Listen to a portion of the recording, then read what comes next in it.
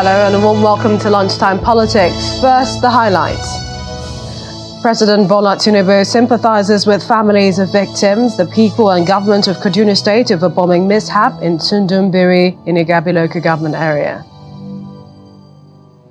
Benue House of Assembly suspend 4 members for 3 months for allegedly sabotaging its proceedings as APC elders back Governor Hyacinth Alia.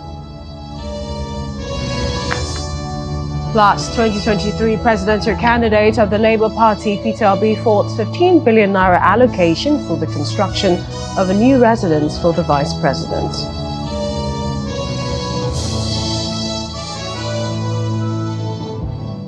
Thanks for joining us. I'm Millicent Walker in Lagos, and we begin with the President, Bola Tinubu, who has condoled with the families of victims, the people and the government of Kaduna State over the bombing mishap in the village at Tundumbiri in Igabi local government area of the state. The President described the incident as very unfortunate, disturbing and painful, expressing indignation and grief over the tragic loss of Nigerian lives. In a statement by his special advisor on media, Ajurin Galali, the president directed a thorough and full-fledged investigation into the incident while calling for calm and that the authorities look diligently into the mishap. The president also directed that swift and comprehensive medical attention be provided for surviving victims while praying for the repose of the souls of the dead. Or staying with that issue, it's a people devastated, a community in mourning. The story of Tundumbiri village in Igabi local government area, Kaduna, where scores of people were reported killed in an airstrike carried out by the Nigerian army. The incident, which the army has described as accidental, was said to have occurred around 9 p.m. on Sunday when the villagers gathered for the Maulud celebration. A source in the community puts the death toll at over 85, while 66 others who sustained injuries are being treated at Barao Diko Teaching Hospital. The State's Commissioner for Internal Security and Home Affairs, Mr. Samuel Aruwan, after a Security Council meeting, revealed that the army had taken responsibility for the strike.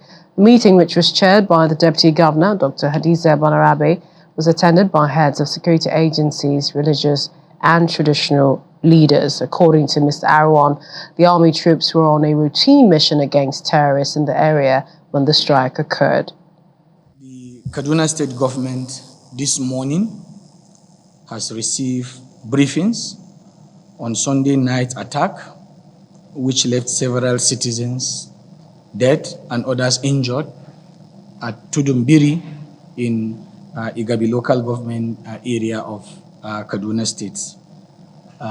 In the meeting, which was presided by Her Excellency, the Deputy Governor, Dr. Hadiza Balarabe, which had in attendance heads of security agencies, religious and traditional leaders.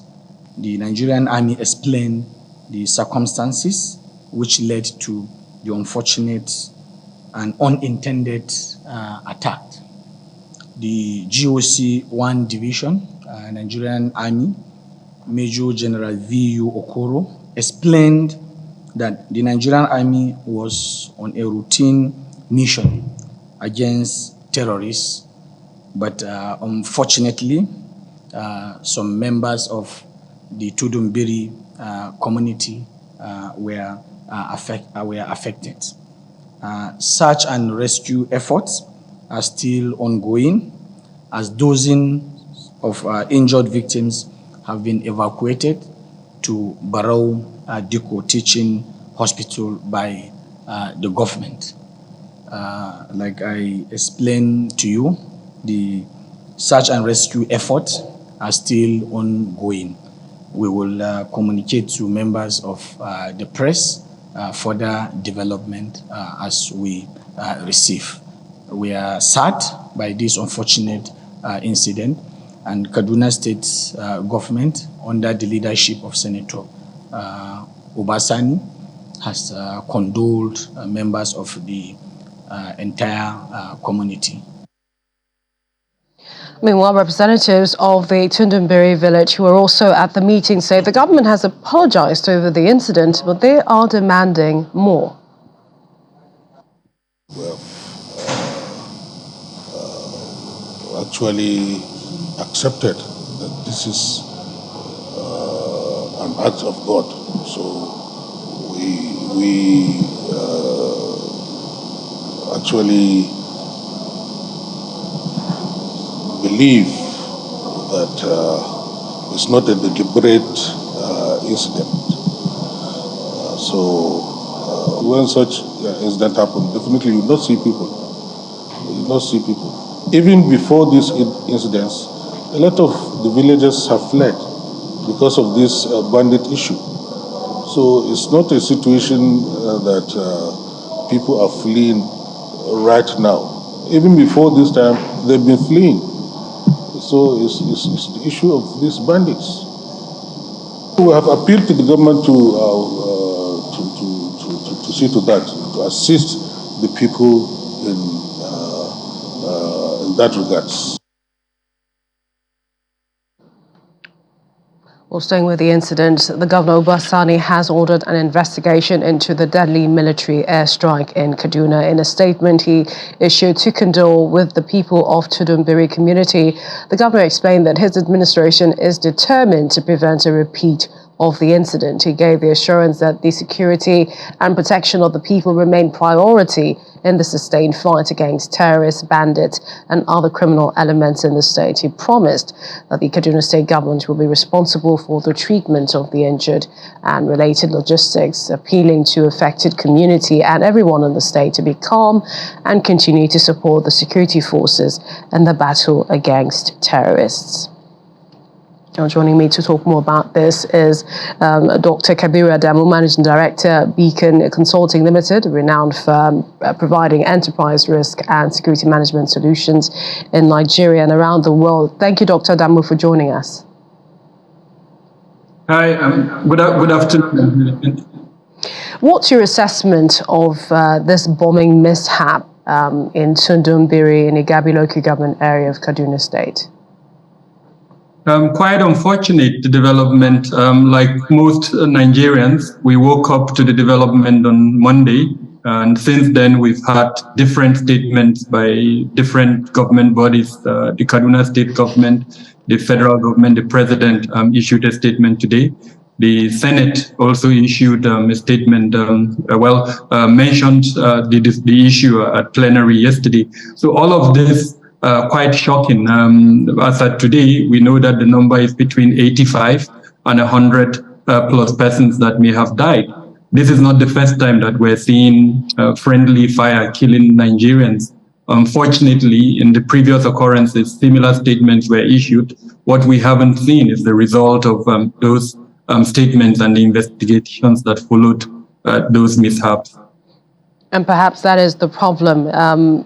How do you think this incident impacts the security situation in Kaduna, surrounding areas? Because it is looking as if that there's a lot more in terms of the security architecture for Kaduna at the moment. Yes, so we know that since these new service chiefs were sworn in at the inception of this administration, they've increased the tempo of security operations using intelligence. And we also saw improved synergy between them and organizations like the SSS, the SSS, and several other ministries, departments, and agencies in the security sector. So this, unfortunately, is a setback. There is no counter-terrorism operation that can be won if there is no buy-in by the people. And when attacks like this target innocent civilians and kills them, then that buy-in will be very difficult for the military to achieve. And so I'm hoping that the military understands this and the actions it takes to show Nigerians and the residents of those populations that indeed this is was an error, and that those that were responsible for those errors are held accountable, would determine to a larger extent how the civilian population buys into the counter-terrorism operation.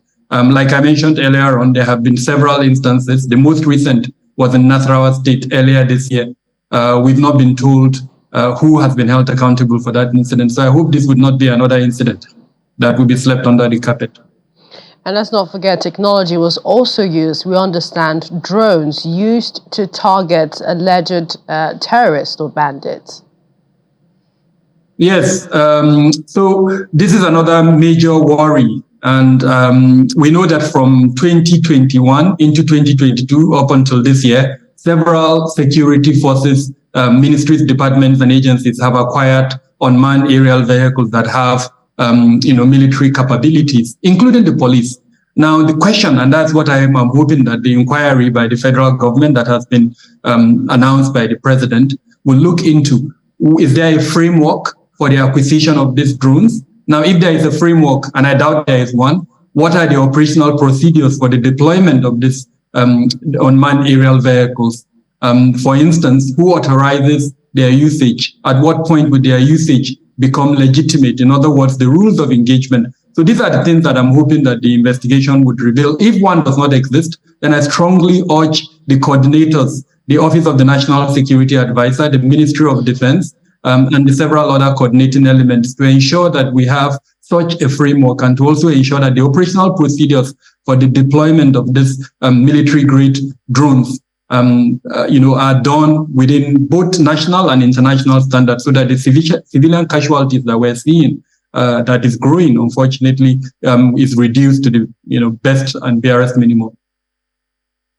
Perhaps moving forward, while the investigation is still ongoing, we have family members who are grieving, and then we still have the errant terrorists, bandits. What do you think should happen next?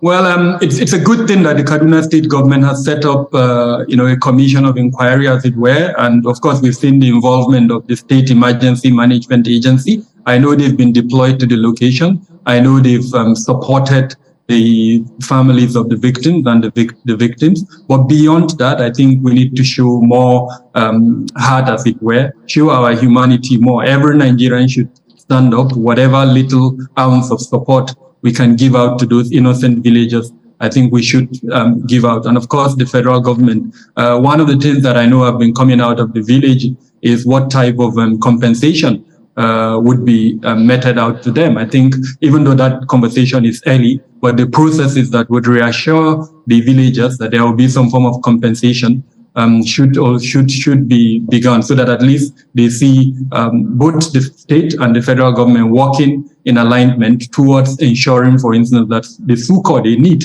at this moment in time is provided. All right, Dr. Kabir Adamu, thank you so much for your perspective on this issue. Thanks.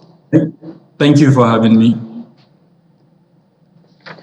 I'll move on to a story that's just come in. The Supreme Court has dismissed an application filed by Mr. Emeka Hedioha of the People's Democratic Party in Imo State, seeking to be issued a certificate of return as the rightful governor of Imo State, stating that Governor Hope Uzodinma was not qualified to run in the first place.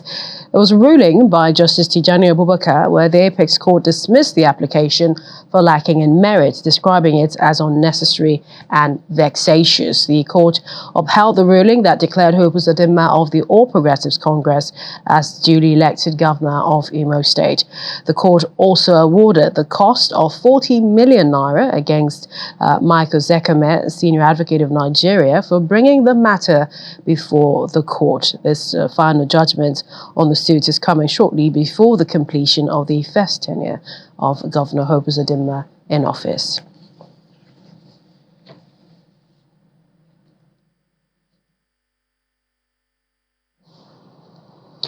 And let's head to Benue, where the State Assembly has suspended 4 of its members. The suspended members are said to be Solomon Gila, representing Gwer West State Constituency, Douglas Akia, representing Makurdi South, Diako Ashwa, representing Konshisha State Constituency, and Anthony Agom, representing Opoku State Constituency. We're also learning the House confirmed the local government caretaker committees appointed by Governor Hyacinth Alia to oversee the affairs of the councils.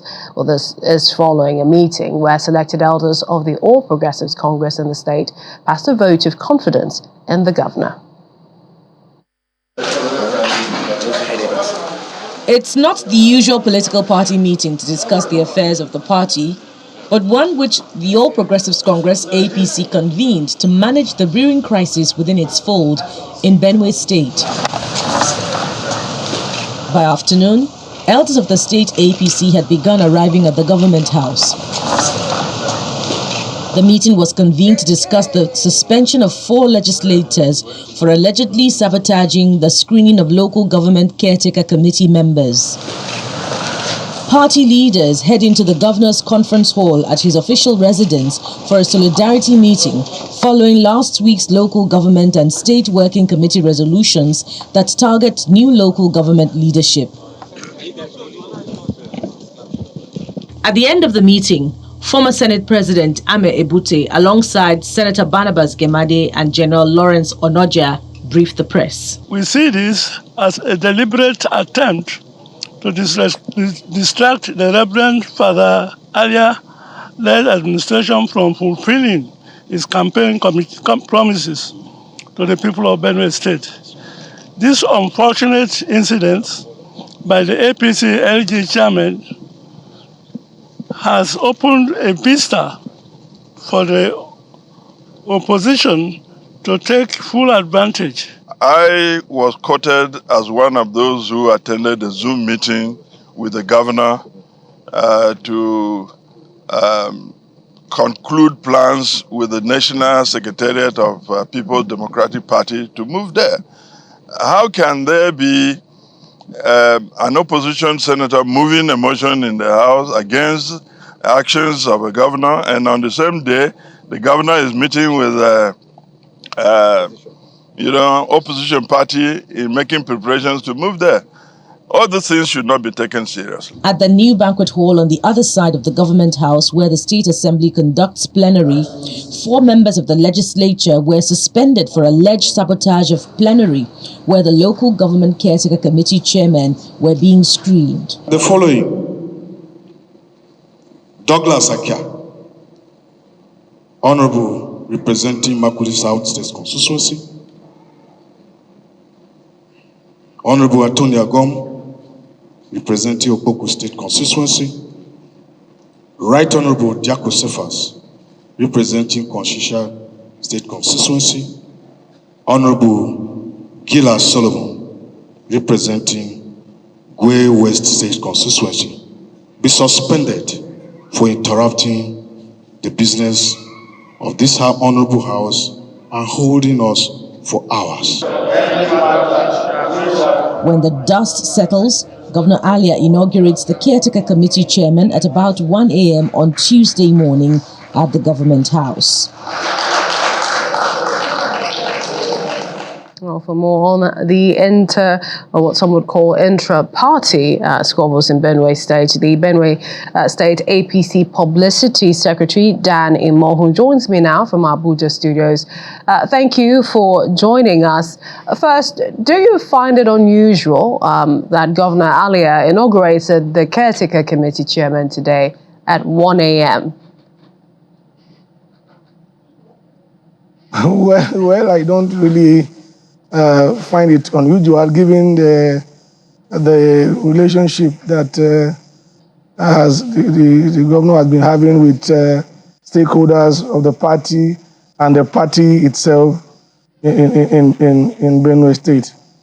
And you're a stakeholder. How's that relationship? Governor has not been carrying the governor has not been carrying the stakeholders and the party along in decision making in the state. If you, as your report has said, the 23 local government chairmen in Benue State some days ago, served us, the State One Committee, a communique where they spoke about the issues of the governor not following up on his promises during the stakeholders meeting that we had in government house to nominate people for local government transition chairman.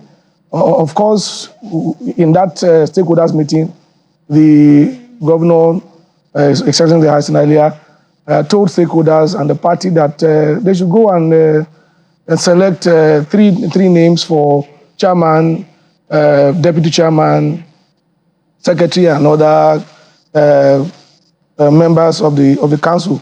But at the end of it, that was not followed. So the local government, 20 local government chairman, brought a communique to us as secretary. They served us, and the chairman of the party, they calmed them down. We spoke to them and went to meet the governor on that issue. And there was no follow up from the governor. And so I'm not surprised, because the relationship between the governor and stakeholders of the party at this point is not that rosy. But of course, as an ESCO of the party in the state, we are trying to look at ways that we can bridge that gap, and we can remain a united front, to move our party and our state forward in Benue. So essentially, you're saying that you and some others feel abandoned by the governor, and perhaps the way he appears to be handling things, first with the local government caretaker committee, which he has sworn in, and this is regardless of your advice, perhaps as a team.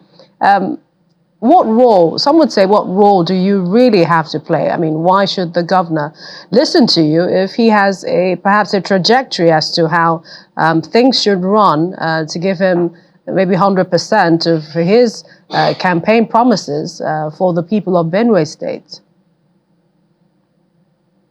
The party has its manifesto, and of course we supported the governor to run on the platform. Of course, the party and the governor are not too far from each other. We all want development for our state, and we all want Benue State to move forward. But if you even look at the stakeholders that went to government house, these are people who even fought against the emergence of the governor. These are people who, in the 2023 election, voted against our party.